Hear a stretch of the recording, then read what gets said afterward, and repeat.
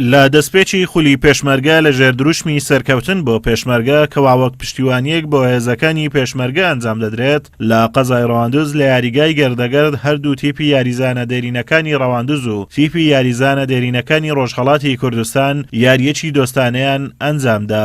ئەم یاریە لە دەستپێکی خولی پێشمەرگەیەکە وەکو پاڵ پشتیوانی بێز پێشمەرگە ئەنجام دەدرێتن لەلایەن یەکێتی لاوانی دیموکراتی کوردستانەوە کە وەکو دەستپێک تیپێکی ڕۆژهەڵاتی کوردستان بەش خۆشحاڵی ئەوە شوانە دێرینەکانیان میوانداریان نەکەین هیوادارین یارێکی خۆش ئەنجام دێن و ئەو جمهورش خۆشی لێ بین ئینشاڵڵا. یاریزانە دێرینەکان ئەنجامدانی ئەو یاریانە بە گرنگ وەسف دەکەن، باس لەوەش دەکەن کە لە ڕێگەیەوە پەیوەندیەکانی باشووری کوردستان و ڕۆژهەڵاتی کوردستان تند و تۆڵتر دەکەن.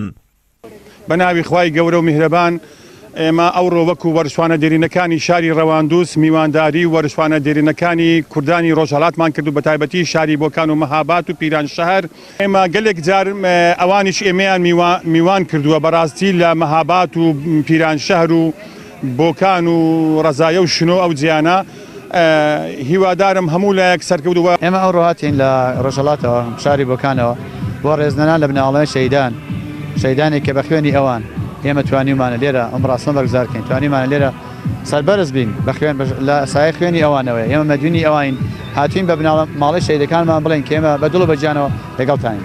هەر لە سەرەتای دەستپێکردنی یاریەکەوە هەردوو تیپ کێبڕکەیەکی بەهێزگان بوو بۆ ئەوەی لە گۆڵی یەکتر نزیک ببنەوە و گۆڵ تۆمار بکەن. گێمی یەکەم بە یەکسان کۆتایی هاتوو لە گەیمی دووەم هەردوولا بە گروتینەوە هاتنەوە نێو یاریگا بەڵام هیچ کامیان سەرکەوتوو نەبوون و سەرنجام یاریەکە بە یەکسان بوون بە گۆڵێک کۆتایی هات.